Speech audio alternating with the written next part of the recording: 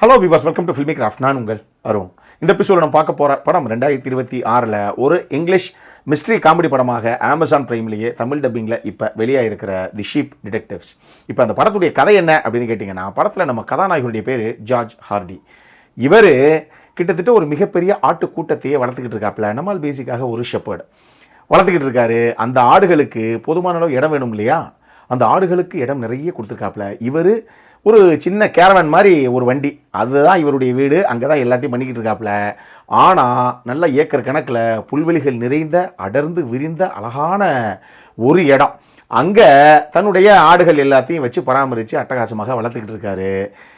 இப்படி இருக்கிற ஒரு தருணத்தில் நம்மால் இருக்காரு. நம்மளுக்கு ஒரு ஹேபிட் ஒன்று இருக்குது. அதாவது சாயங்காலம் ஆச்சு அப்படின்னா அந்த ஆட்டுக்கூட்டத்தை மொத்தத்தையும் கூட்டி முன்னாடி உட்கார வச்சுக்கிட்டு, அந்த காலத்தில் பாட்டி மக்கா சொல்லுவாங்க பாருங்க, அந்த மாதிரி ஏதாவது ஒரு கிரைம் நாவல் மாதிரி ஒரு விஷயத்தை, டிடெக்டிவ் நாவல் மாதிரி கிரைம் நாவல் மாதிரி ஒன்று எடுத்துக்கிட்டு அதுகிட்ட உட்காந்து டெய்லி ஒரு கிரைம் ஸ்டோரியை நரேட் பண்ண வேண்டியது. சில நேரத்தில் மொத்த கதையும் சொல்லிடுவாப்புல. கடைசியாக அந்த கொலையை பண்ணது யார் தெரியுமா அப்படிங்கிற வரைக்கும் யாருக்கிட்ட, அந்த உட்காந்துருக்க ஆடுகள் கிட்ட சொல்லி முடிச்சுடுவாப்புல. சில நேரத்தில் பார்த்தீங்கன்னா கரெக்டாக கிளைமேக்ஸ் வரைக்கும் போயிட்டு, சரி ஓகே மீதி நான் உங்களுக்கு சொல்லிடுறேன் அப்படின்ட்டு போயிடுவாப்புல. அந்த ஆடுகளெல்லாம் வழக்கம் போல் ஆடு எப்படி கத்துமோ அந்த மாதிரி கத்திக்கிட்டு உட்காந்து எல்லாத்தையும் கேட்டுக்கிட்டு இருக்குது. எல்லாம் அதுக்குள்ள ஜாலியாக உட்காந்து கதையை கேட்டுக்கிட்டு தான் உட்காந்துருக்குதுங்க. ஆனால் அது வரைக்கும் கதாநாயகனுக்கு தெரியாத ஒரு விஷயமே ஆடியன்ஸுக்கு அப்போ தான் ரிவீல் பண்ணப்படுது. இவரை பொறுத்தளவுக்கு தான் இதுகளுக்கு புரியுதோ புரியலையோ, நமக்கு இப்போ வரைக்கும் உறவும் சொல்லிக்கிறதுக்கு இந்த ஆடுகள் தான் இருக்குது அப்படின்னு கதையை சொல்லிட்டு இருக்காரே தவிர, அந்த ஆடுகள் ஒன்னோட ஒன்று அழகாக பேசிக்கிறது, நிறைய ஆர்கியூமெண்ட்டே பண்ணுதுக்காதுங்க. ஏய் அவன் கதையை சொன்னான்ல, முக்காவாசி கதை சொன்னான்ல, கிளைமேக்ஸ் சொல்லலை பற்றியா யார் கொலகாரன்னு நான் சொல்கிறேன் அப்படின்னு சொல்லி லில்லி அப்படின்னு ஒரு ஆடு ஒன்று இருக்குது. அந்த ஆடு இங்கே வரு, எனக்கு தெரிஞ்சு கண்டிப்பாக இவங்க தான் கொலகாரனாக இருப்பாங்க அவன் சொன்ன கதையில். எப்படி சொல்கிற? எனக்கு தெரியும், வேணா பாரு நாளைக்கு வந்து கிளைமேக்ஸை சொல்கிறேன்னு சொல்லுவேன், நான் சொன்ன அந்த ஆள் தான் கொலகாரனாக இருப்பாங்க அப்படின்னு அந்த ஆடு சொன்னால், உண்மையாகவே மறுநாள் வந்து கதையை படிக்க ஆரம்பிக்கிறாப்புல. நேற்று விட்ட கதையில் யார் கொலகாரன் தெரியுமா அப்படின்னு சொன்னால், கரெக்டாக அந்த லில்லி எந்த நபரை கொலகாரன்னு கெஸ் பண்ணிச்சோ அதே நபரை தான் அவரும் சொல்கிறாரு கதையில். இதனாலேயே அந்த லில்லி மேலேயே, எப்பா அது பயங்கர மூலக்காரிப்பா, அது சாதாரண ஆள் கிடையாது, எல்லா விஷயத்தையும் முதல்ல கெஸ் பண்ணி சொல்லும், பயங்கர டிடெக்டிவோடைய ஆடு மாதிரி அது அப்படின்னு இந்த கூட்டத்துக்குள்ளேயே அதுக்கு ஒரு பெரிய கெத்தான ஒரு பேரும் ஒன்று இருக்குது. இப்படி நமக்கு நிம்மதியாக தன்னுடைய ஆடுகளோட செவனியன்னு வாழ்ந்துக்கிட்டு இருந்த ஒரு நபர் திடீர்னு மர்மமான முறையில் இறந்து போகிறாப்புல நம்ம கதாநாயகன் ஒரு தருணத்தில். இந்த ஆடுகளை பொறுத்தளவுக்கு ஆரம்பத்தில் ஐயோ எப்படி நம்மளுடைய ஷெப்பர்டு இறந்தாரு, நல்ல மனுஷனாச்சு அப்படின்னு இதுகளுக்கு எப்படி ரியாக்ட் பண்ணுறது அப்படின்னு தெரியல. ஆனால் அது ஒரு சின்ன டவுனு, அந்த டவுனில் ஒரே ஒரு போலீஸ்கார் தான் இருக்காப்புல பேருக்கு. அவர் முதல்ல இந்த கேஸ் எடுத்து சரி ஏதோ ஒரு நேச்சுரல் டெத்து தாங்க அப்படிங்கிற மாதிரி முதல்ல கன்க்ளூட் பண்ணுறாப்புல. ஒரு கட்டத்தில் ஒரு சில விஷயங்கள் நீங்கள் படத்தை பாருங்க தெரியும். அதுக்கப்புறம் இல்லை இது கொலை, யாரோ இவரை கொலை பண்ணியிருக்காங்க அப்படின்னு அவர் ஃபைனலைஸ் பண்ணுறாப்புல. இப்போ இந்த கொலைகாரன் யார் நான் கண்டுபிடிக்கிறேன் அப்படின்னு அவர் ஒரு பக்கம் தேட போக, நான் சொன்னேனே இந்த லில்லி, இது அவங்க ஒரு பக்கம் தேடட்டும், எனக்கு என்னவோ நம்ம எல்லாரும் சேர்ந்து நம்மளுடைய ஷெப்பர்டுக்காக உண்மையாக அவரை யார் கொலை பண்ணாங்கிறத நம்ம கண்டுபிடிப்போம் அப்படின்னு இதுங்க ஒரு பக்கம் களத்தில் இறங்குது. இதுக்கப்புறம் இந்த கதையில் என்னதான் நடந்தது அப்படிங்கிறது தான் இந்த படத்துடைய மொத்த கதையை. ரொம்ப ரொம்ப வித்தியாசமான சூப்பரான ஒரு ப்ரிமிஸ் இது. அங்கேயே ரொம்ப வித்தியாசப்படுத்திட்டாங்கல்ல அப்படிங்கிற மாதிரி ஒரு ஃபீலை கொடுத்துச்சு எனக்கு. இதை கிரைக் மெசின் அப்படிங்கிற ஒரு நபர் எழுதி இதை வந்து கையில் பல்டா அவர் தான் வந்து இயக்கியிருக்காப்புல. யார் இந்த கையில் பல்டா அப்படின்னு கேட்டிங்கன்னா, இவர் ஒரு அனிமேஷன் டைரக்டர். நிறைய அனிமேஷன் படங்களுக்கு இவர் தான் அனிமேஷன் பண்ணது. அதே நேரத்தில் ஒரு சில படங்கள் அனிமேஷன் படங்களை அவர் டைரக்டே பண்ணியிருக்காப்புல. உதாரணத்துக்கு டெஸ்பிகபிள் மீ 3 இந்த மாதிரி படங்கள்லாம் நம்மளால் டைரக்டே பண்ணியிருக்காரு. அதனால இவருடைய படங்கள் அனிமேஷன் அப்படிங்கிறதெல்லாம் அந்த அளவுக்கு பிச் பர்ஃபெக்டாக இருக்கும், ஒர்க்கு அட்டகாசமாக பண்ணுவாப்புல இவர். அவருடைய படம் இது. அதே நேரத்திலேயே இந்த படத்துடைய இந்த கதைக்களம் இருக்கு இல்லையா, இது 2005 லியோனி ஸ்வான் அப்படிங்கிற நபர் 3 bags full a sheep detective story அப்படின்னு சொல்லி ஒரு நாவல் எழுதினார். அந்த நாவலை தான் இவங்க படமாக இப்போ கன்வெர்ட் பண்ணியிருக்காங்க. ஸோ நீங்கள் இந்த ஒரு மர்டர் மிஸ்ட்ரி இல்லை ஹூடனிட் அந்த டெம்ப்ளேட்டில் வெளியாகக்கூடிய படங்கள் இருக்குல்ல, உதாரணத்துக்கு நைட்ஸ் அவுட் மாதிரி படங்கள் எடுத்துக்கங்க, இல்லை murder on the Orient Express அந்த மாதிரி படங்கள்லாம் உங்களுக்கு பிடிக்கும் அப்படின்னா இந்த படமும் பிடிக்கிறதுக்கான வாய்ப்புகள் நிறைய இருக்குது. இதில் இன்னொரு அட்வான்டேஜ் என்ன அப்படின்னா, இதை வந்து ஆடுகளே களத்தில் இறங்கி கண்டுபிடிக்கிற மாதிரி ஒரு வித்தியாசமான ஒரு ப்ரிமிஸாக இருக்கு இல்லையா, அது ரொம்ப சுவாரஸ்யப்படுத்தியிருக்காங்க திரைக்கதையாக பார்க்கும்போது.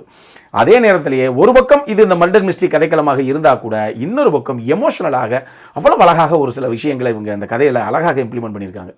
உதாரணத்துக்கு இந்த கதையில் நிறைய ஆடுகள் காமிக்கப்படும். இருந்தாலும் ஹீரோவை பொறுத்தளவுக்கு எல்லா ஆடும் இது ஒரு ஆட்டு மந்தங்க அப்படின்னு இல்லாமல் ஒரு ஆட்டுக்கும் ஒரு பேர் வச்சிருப்பார். எதனால அந்த ஆட்டுக்கு அந்த பேரை வச்சார் அப்படிங்கிறதுலையே ஒரு காரணக்காரியம் இருக்கும். ஒரு ஆட்டுக்குமே ஸ்பெஷலாக ஏதோ ஒரு விஷயம், ஒரு கேப்பபிலிட்டி ஒன்று இருக்கும். ஒரு ஆள் நல்லா சண்டை போடும், ஒரு ஆள் பயங்கரமாக திங்க் பண்ணும். இந்த மாதிரி ஒரு ஆட்டுக்கும் அந்த குணாதிசயம்ங்கிற ஒரு விஷயம் ஒன்று இருக்கும், அதுக்கான ஒரு ஸ்ட்ரென்த் அப்படிங்கிறது ஒன்று இருக்கும். அது அழகாக போர்ட்ரே பண்ணியிருந்தாங்க இந்த கதையில். இதனால தான் இந்த படத்தில் செபாஸ்டியன் அப்படின்னு சொல்லி ஒரு ஆடை ஒன்று சித்தரிச்சிருப்பாங்க. அதெல்லாம் ஒரு சீனில் பயங்கர எமோஷனலான ஒரு சீக்வன்ஸு செம்மையாக பண்ணியிருந்தாங்க. அந்த சீனு கண்ணுகள்லாம் கலங்கி போச்சு. நம்ம ஏற்கனவே ஒரு பெட் லவர் அப்படிங்கிறது ஊருக்கே தெரியும். அந்த சீக்வன்ஸ் எல்லாம் அப்படியே நம்மளை உருக்கிருச்சு. ஒரு செகண்டில் டப்புன்னு கண்ணெல்லாம் கலங்கி அப்படி கண்ணீராக வெளியே வந்துருச்சு. அந்த மாதிரி அட்டகாசமான ஒரு சீக்வன்ஸ் இது. அந்த மாதிரி ஒரு பக்கம் மர்டர் மிஸ்ட்ரியாக இன்வெஸ்டிகேட் பண்ணிட்டு போகிற மாதிரி அப்படி ஒரு விஷயங்கள் இருந்தால் கூட, இன்னொரு பக்கம் இந்த மாதிரி எமோஷனலாக ஒரு கனெக்டை கொடுத்து அந்த படத்தை வந்து சூப்பராக எடுத்துகிட்டு போயிட்டாங்க அப்படின்னு தான் நான் சொல்லுவேன். இது நீங்கள் ஆர்டிஸ்ட்டு அப்படின்னு எடுத்துக்கிட்டால் நான் ஹியூ ஜாக்மேன் மட்டும்தான் சொல்லுவேன். இதில் இன்னும் ஒரு 2-3 பேரை சொல்லலாம், நல்ல பெர்ஃபார்மன்ஸ் இருக்குது. பட் நான் கதாநாயகனாக ஹியூ ஜாக்மேனை மட்டுமே சொல்கிறேன். ஏன்னா குறிப்பிட்ட இன்னும் 2-3 கதாபாத்திரங்க அப்படின்னு நான் சொன்னேன்னா அப்புறம் யார் இந்த கொலையை பண்ணியிருப்பா, ஒரு வேளைக்கு இந்த பேரெல்லாம் சொல்கிறாங்கன்னா இப்போ இதில் ஒருத்தர் தானோ அப்படிங்கிற ஃபீல் ஒன்று உங்களுக்கு வந்துடும். அதனால் வேறு எந்த ஆர்டிஸ்ட்டையும் இங்கே நான் பேசலை. படம் போகிற அந்த ஃப்ளோவில் அந்த ஒரு ஓட்டத்திலேயே நீங்கள் பார்த்து அதுக்கப்புறம் யார் என்ன ஏது அப்படிங்கிறத தெரிஞ்சுக்கங்க. டெக்னிக்கலி செம்ம சவுண்டான ஒரு படம். நான் சொன்னேன் இல்லையா, அந்த படத்துடைய இயக்குனரே ஒரு அனிமேஷன் டைரக்டர் அப்படிங்கிறனால இந்த படம் ஒரு லைவ் ஆக்ஷன் படம் தான் இது. ஆனால் அதுக்குள்ளே இந்த ஃபோட்டோ ரியலிஸ்டிக் அனிமேட்டட் கேரக்டர்ஸை உள்ள பிளண்ட் பண்ண விதம் இருக்குது பாருங்கள், அட்டகாசம். செம்மையாக கொண்டு வந்திருந்தாரு. அதை நான் சொல்கிறத விட நீங்கள் பாருங்கள். இது ஒரு அனிமேஷன் படம் பார்க்குறோம் அப்படிங்கிற மாதிரி ஒரு ஃபீல். அது அனிமேஷன் கிடையாது, நான் சொன்ன லைவ் ஆக்ஷன் படம் தான். பட் அதுக்குள்ளே இந்த மாதிரி அனிமேட்டட் கேரக்டர்ஸ் உள்ளே வருது இல்லை அப்படிங்கிற ஒரு ஃபீலே இருக்காது. எல்லாமே லைவ் ஆக்ஷனில் பார்த்த மாதிரியே ஒரு ஃபீலை கொடுத்துருப்பாங்க. அந்தளவுக்கு டெக்னிக்கலி செம்ம ஸ்டாண்டர்டில் செட் பண்ணியிருக்காங்க படத்தை. சூப்பராக இருந்தது அப்படின்னு தான் நான் சொல்லுவேன். இந்த கதைக்களம் நடக்கக்கூடிய அந்த லேண்ட்ஸ்கேப் ஆகட்டும், இவங்க ஈவன் விஷுவலாக என்னென்ன விஷயங்கள் எல்லாம் போர்ட்ரே பண்ணாங்களோ எல்லாமே செம்மையாக இருந்தது அப்படின்னு நான் சொல்லுவேன். அதே மாதிரி இதில் யார் வந்து உண்மையாக ஹீரோ கொலை பண்ணியிருப்பா அப்படிங்கிறது நீங்கள் அவ்வளவு லேஸில் கெஸ் பண்ணுற மாதிரி இவங்க விட்டுருக்க மாட்டாங்க. ஒரு வேளைக்கு நீங்கள் பண்ணிட்டீங்க அப்படியா இருக்குமோ, அதான் நான் மோலே பண்ணிட்டேன் அப்படின்னா ஆள் யாருன்னு சொல்ல வேண்டாம். நான் பண்ணிட்டேன் அப்படின்னா, பண்ண முடிஞ்சது அப்படின்னா அதை வேணால் நீங்கள் கமெண்ட் செக்ஷனில் விடுங்க. இந்த படத்தை பொறுத்தளவுக்கு இதில் அடல்ட் கான்டென்ட் அப்படின்னு எதுவுமே கிடையாது. தாராளமாக ஃபேமிலியோடு பார்க்கக்கூடிய ஒரு அற்புதமான படம் அப்படின்னு தான் நான் சொல்லுவேன். இந்த படம் பார்த்து முடிஞ்ச உடனே ஹீரோவை யார் கொன்னதுங்கிறதெல்லாம் ஒரு பக்கம் இருக்கட்டும், இருந்தாலும் இந்த படம் இந்த அனிமேட்டட் கேரக்டர்ஸ்னாலேயே ஒரு நல்ல ஃபீல் குட்டான ஒரு விஷயம் நமக்குள்ளே வருது. அந்த மாதிரி ஒரு ஃபீல் குட்டான படம் தான் இது. நிச்சயமாக அந்த படம் பார்த்து முடிச்ச உடனே ஒரு ப்ரீஸியான ஒரு ஃபீல் குட்டான ஒரு விஷயம் உங்களுக்கு கண்டிப்பாக தோன்றதுக்கு வாய்ப்பு இருக்குது. என்கிட்ட கேட்டால் நம்ம சைடில் இருந்து ஒரு ஹைலி ரெக்கமெண்டட் படம்னா இதுதான் படம்.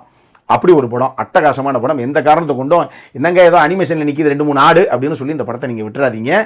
இந்த படம் அமேசான் பிரைமில் தமிழ் டப்பிங்கில் இருக்குது. நான் இங்கிலீஷ் வெர்ஷன்லேயே பார்த்துட்டேன். இந்த மாதிரி படங்கள்லாம் தமிழ் டப்பிங்கில் எந்த அளவுக்கு இருக்கும் அப்படின்னு இவங்க கொஞ்சம் வந்து நிறைய டெல் பண்ணி விட்ருவாங்க படத்தை. நான் அதனால் ஒரிஜினல் வெர்ஷன்லேயே பார்த்துட்டேன். சப்டைட்டில்ஸோட சூப்பராக இருந்தது. முடிஞ்சதுன்னா டெஃபினட்டாக ஒரிஜினல் வெர்ஷன்லேயே பாருங்கள். இல்லை ப்ரோ நமக்கு அதெல்லாம் புரியாது அப்படின்னா தமிழ் டப்பிங்கில் பார்க்கணும் அப்படிங்கிறவங்க பாருங்கள். தமிழ் டப்பிங் ரசிகர்களுக்கு நிச்சயமாக ஒரு ட்ரீட்டு தான் இந்த படம், அப்படி தான் நான் சொல்லுவேன்.